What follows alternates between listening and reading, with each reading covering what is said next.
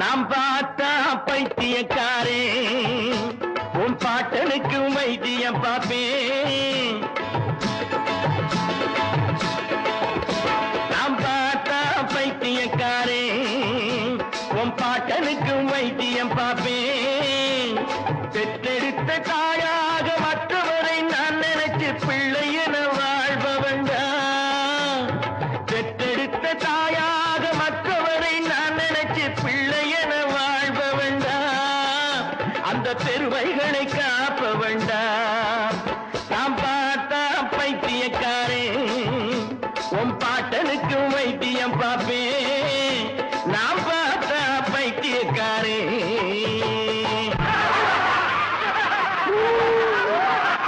ஊரே சிரிக்குது உன்னை பார்த்து. இப்ப ஊழையிட்டு என்ன லாபம் என்ன பார்த்து.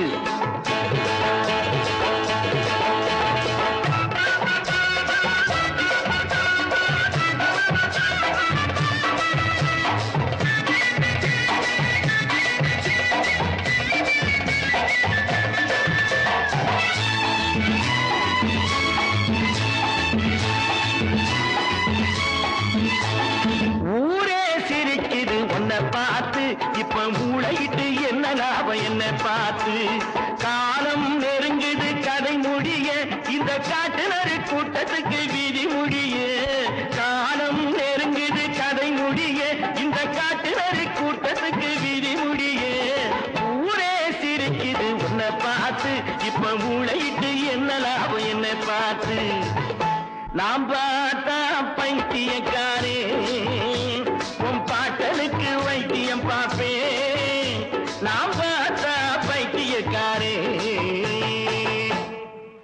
பைத்தியம் எங்கிட்ட விளையாடுற வேலை வச்சுக்காத. நான் நெருப்பு, ஜாக்கிரதை.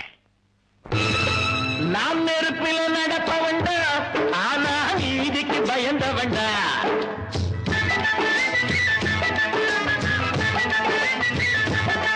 நாம் நெருப்பில் நடப்பவண்டா, ஆனா நீதிக்கு பயந்தவண்டா. தர்மத்தை அழிக்க வந்தா என்னை தந்தேன்னு காப்பவண்டா.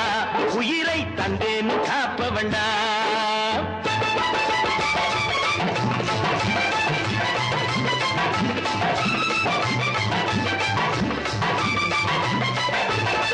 நான் யாருன்னு இப்போது தெரியாது. அதை நானாக சொன்னாலும் புரியாது. நான் யாருன்னு இப்போது தெரியாது. அதை நானாக சொன்னாலும் புரியாது. ஊருக்குள் நீ செய்யும் அநியாயம் நான் உள்ளவரை நிச்சயமா நடக்காது. ஊருக்குள் நீ செய்யும் அநியாயம் நான் உள்ளவரை நிச்சயமா நடக்காது. நான் நெருப்பில் நடப்பவண்டா, ஆனா நீதிக்கு பயந்தவண்டா. தர்மத்தை அழிக்க வந்தா என்னை தந்தேன்னு காப்பவண்டா. உயிரை தந்தேன்னு காப்பவண்டா. நாம் பார்த்தா பைத்தியக்காரே உன் பாட்டனுக்கு வைத்தியம் பார்ப்பேன். நாம் பார்த்தா பைத்தியக்காரே. பைத்தியம் என்ன நீ கீழே தள்ளிட்ட. நான் ஆண்டவனுடைய கோயிலையே பாதுகாக்க பிறந்தவன். புதி சாபம். கோவில் காக்க வந்தவனே பாவி என்று மாறிவிட்டா சாமி என்று குடியிருக்கும். செங்கோல் பிடிக்கும் ஒருவன் கண்ணக்கோல் பிடிக்கும் கள்வன் என்றால் நீதி எங்கு குடியிருக்கும்.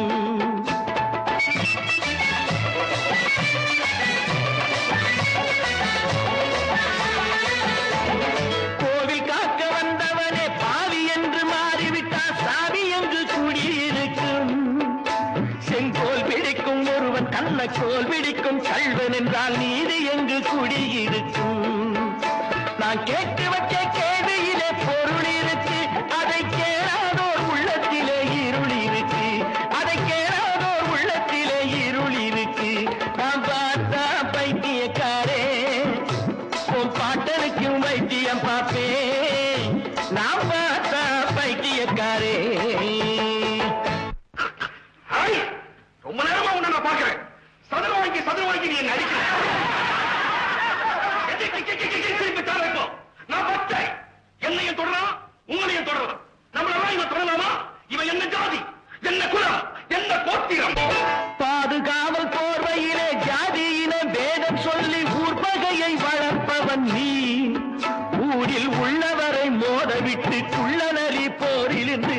ரத்தமெல்லாம் குடிப்பவன் நீ. பாதுகாவல் போர்வையிலே ஜாதி இன வேதம் சொல்லி ஊர் பகையை வளர்ப்பவன் நீ. ஊரில் உள்ளவரை மோதவிட்டு குள்ளநரி போல் இருந்து ரத்தமெல்லாம் குடிப்பவன் நீ. இந்த உண்மைகளை ஊரறிய எடுத்துரைத்தேன். நாளை உன்னுடைய ஆட்டமெல்லாம் முடித்து வைப்பேன். நாளை உன்னுடைய ஆட்டமெல்லாம் முடித்து வைப்பேன். நாம் பார்த்தா பைத்தியக்காரே, உன் பாட்டனுக்கு வைத்தியம் பார்ப்பேன். பெற்றெடுத்த தாயாக மற்றவரை நான் நினைச்சு பிள்ளை என வாழ்ப வேண்டாம். அந்த பெருமைகளை காப்ப வேண்டாம். நாம் பார்த்தா பைத்தியக்காரே, உன் பாட்டனுக்கு வைத்தியம் பார்ப்பேன். நாம் பார்த்தா பைத்தியக்காரே.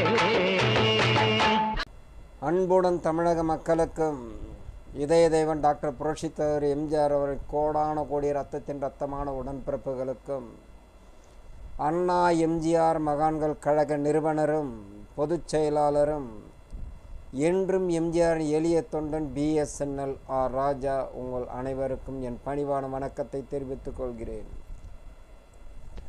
இப்பொழுது தமிழ்நாட்டில் கள்ளக்குறிச்சி மாவட்டத்தில் கள்ளச்சாராயம் விற்பனை செய்து கிட்டத்தட்ட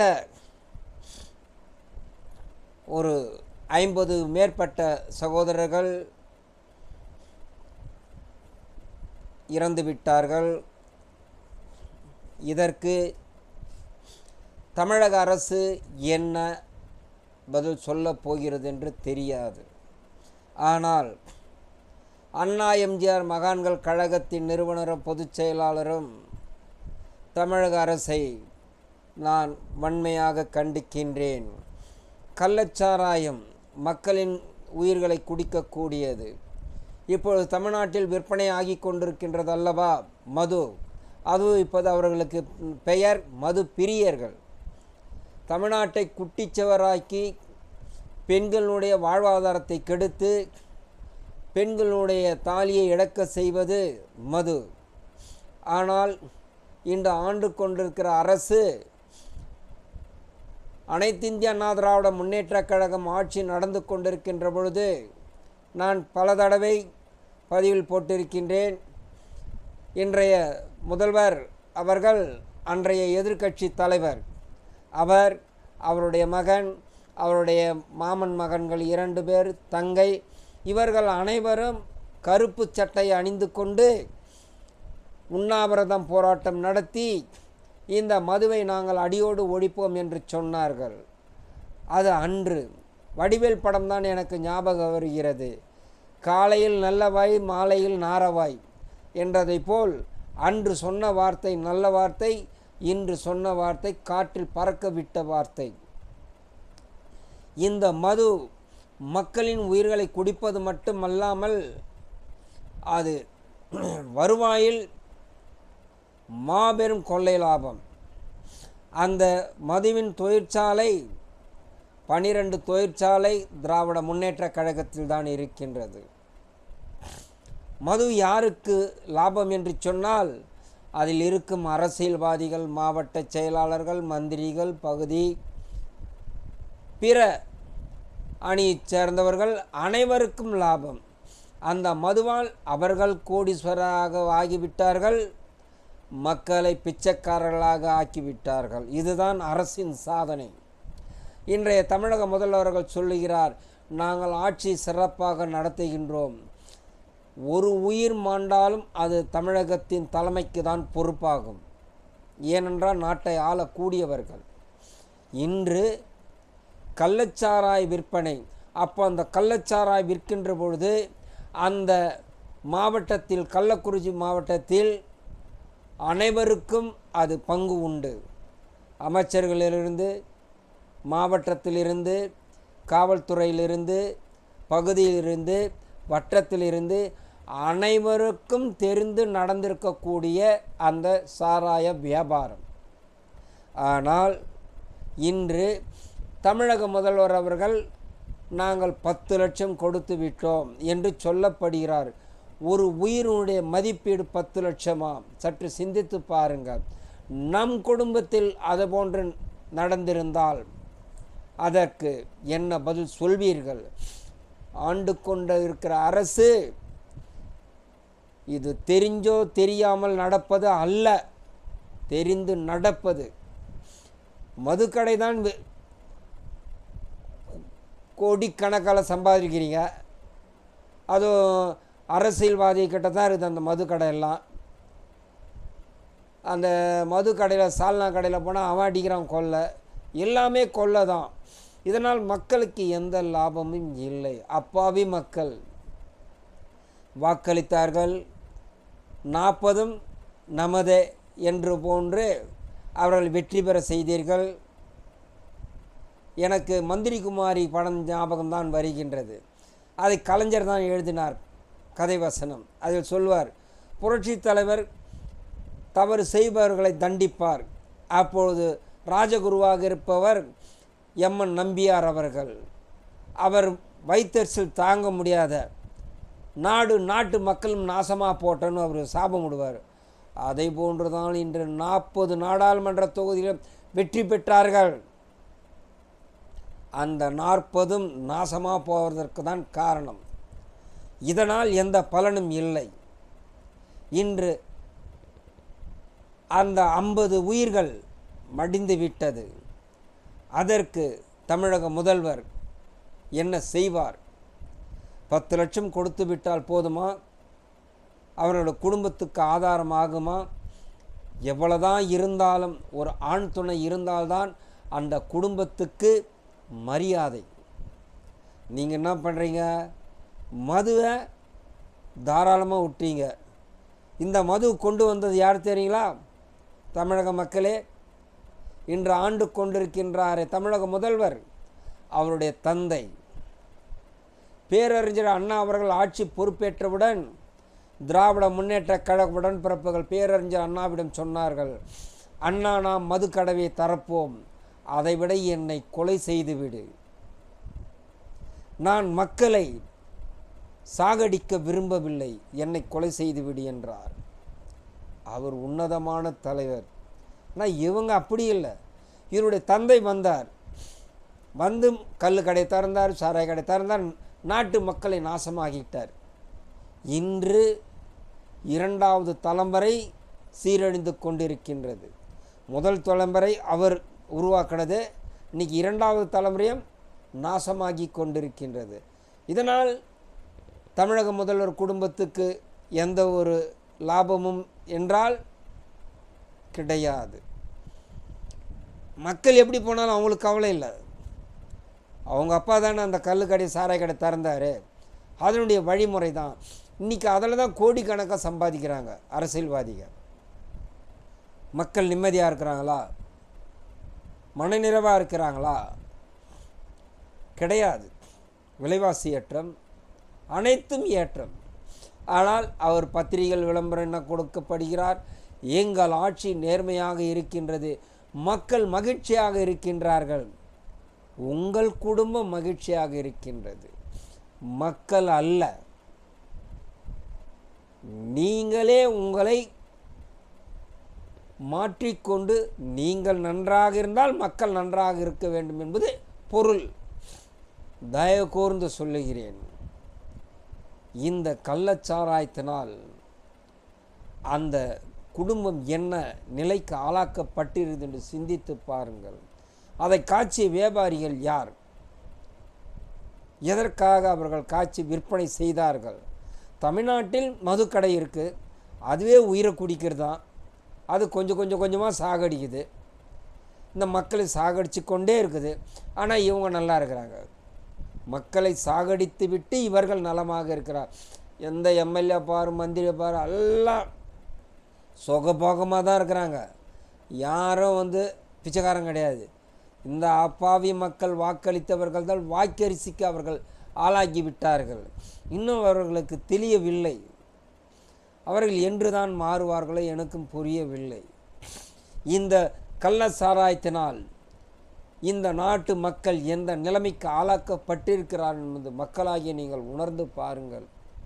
ஒரு சிலர் சொல்கிறான், அவன் வேணுமனே குடித்தான், இவனை போய் யார் குடிக்க சொன்னதுன்னு. ஒரு பொருள் விற்றால் அதை மக்கள் வாங்க தான் செய்வார்கள். அது தவறான பொருள் விற்றால் அதை உடனடியாக வாங்குவார்கள். நீ நல்லது விற்றினா யாரும் வாங்க மாட்டான், தப்பானது செய்தினா அதுக்கு தான் முக்கியத்துவம் கொடுப்பான். இன்றைக்கி அந்த மது அப்படி தான் ஆகி கொண்டிருக்கின்றது.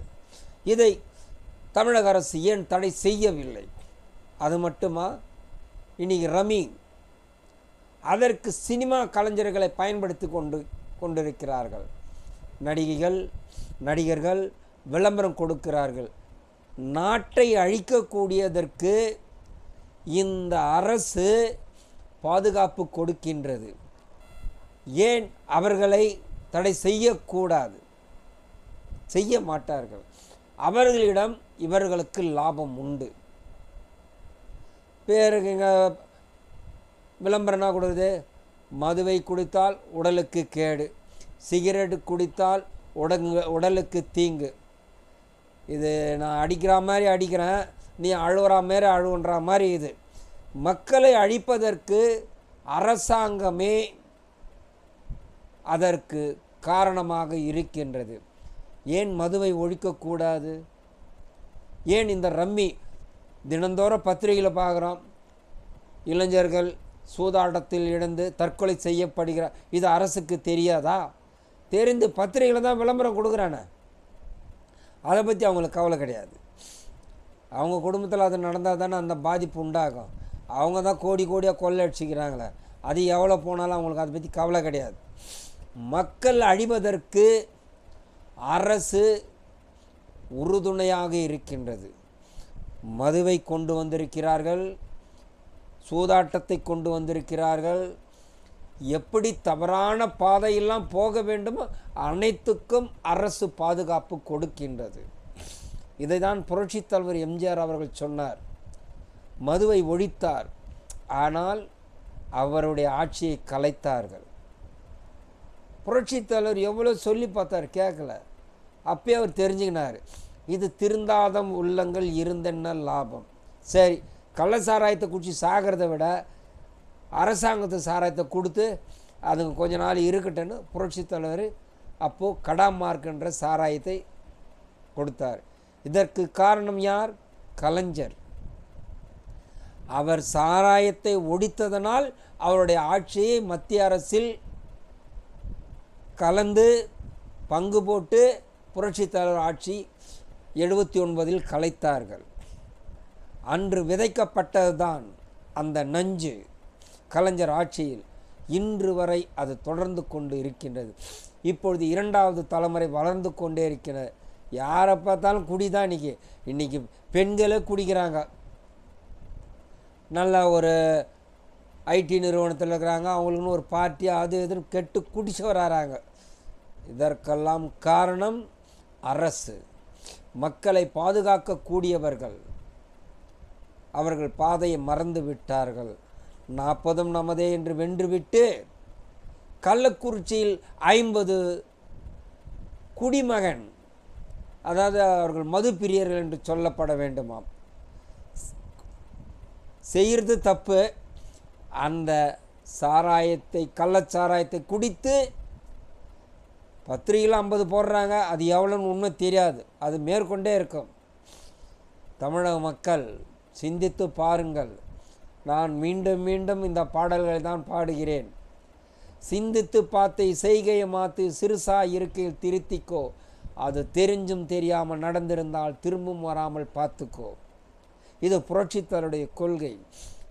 நான் மதுவை ஒழிப்பேன் என்று சொல்ல மாட்டேன், சொல்லிவிட்டு நான் ஏமாற்ற மாட்டேன், அது என் வேலை கிடையாது. புரட்சித் தலைவர் அது மாதிரி சொன்னது கிடையாது. ஆட்சிக்கு வந்தார், அதை நடைமுறைக்கு கொண்டு வந்தார். ஆனால் சதிகாரர்களால் புரட்சித் தலைவர் ஆட்சியை கலைத்தார்கள். இன்று மக்கள் கெடுவதற்கு சாராயம், மது, அதுதான் இந்த நாட்டை ஆண்டு கொண்டிருக்கின்றது. பல தாய்மார்களுடைய தாலியை பறித்து கொண்டிருக்கின்றது. ஆளுகின்ற அரசு அதை பற்றி கவலை இல்லை. அவங்க குடும்பத்தில் அது நடந்தாக்கா அவங்களுக்கு அந்த பாதிப்பு வரும். ஏன்னா அவங்க அதை பற்றி கவலைப்பட போகிறதில்ல. அவங்க விலை உயர்ந்த மது தான் குடிக்க போகிறாங்க. இந்த அப்பாவி மக்கள் தான் குடிச்சிட்டு சாவறான். அது என்னைக்கு தான் அவன் வந்து திருந்துவானோ, என்னைக்கு தான் மாறுவானோ தெரில. இது அண்ணா எம்ஜிஆர் மகான்கள் கழகத்தின் சார்பாக இந்த மக்களுக்கு நன்மை செய்ய வேண்டும். மதுவை ஒழிப்பேன் என்று நான் சொல்ல மாட்டேன். ஆனால் அதை எப்படி கையாள வேண்டும், மக்களை எப்படி பாதுகாக்க வேண்டும் என்று அதற்கு உண்டான வழிமுறைகள் நான் செயல்படுத்துவேன். சொல்லிட்டு ஏமாற்றக்கூடாது. சொல்லாமல் செயல்படுவது தான் சாணக்கியத்தனம், ஒரு நல்ல அரசியல்வாதியினுடைய ராஜதந்திரம். அது புரட்சித் தலைவருடைய வழிவந்த இந்த எளியவன் வருகின்ற 2026 அண்ணா எம்ஜிஆர் மகான்கள் கழகம் இதற்காக கடுமையாக பாடுபடும். மக்கள் தவறு செய்யாமல் பார்த்து கொள்வது எங்களுடைய கடமை. மக்களுக்கு பாதுகாப்பு கொடுக்க வேண்டியது ஒரு தமிழக அரசின் கடமை. இன்று அது தவறி விட்டது. அவர்களுக்கு நன்கொடை கொடுத்து விட்டால் அவருடைய குடும்பம் நிம்மதியாக வாழ்ந்து விடுமா? வாழாது. அவர்களுடைய வாழ்வாதாரம் சீர்குலைந்து போய்விட்டது. இந்த மதுவை மக்களாகிய நீங்கள் தான் எதிர்க்க வேண்டும். நீங்கள் ஆதரவு கொடுத்தால் அரசியல்வாதிகளுக்கு கொண்டாட்டம், அவர்கள் கல்லா கட்டுவார்கள், உங்களுடைய குடும்பம் உருகுலைந்து போகும். இதை மக்களாகிய நீங்கள் சிந்திக்க வேண்டும். கள்ள சாராயத்தை ஒழிக்க வேண்டும், ஏன் மதுவையே ஒழிக்க வேண்டும், சூதாட்டத்தை ஒழிக்க வேண்டும். அதற்கென்று இப்போ விளம்பரங்கள் அதிகமாக வருது.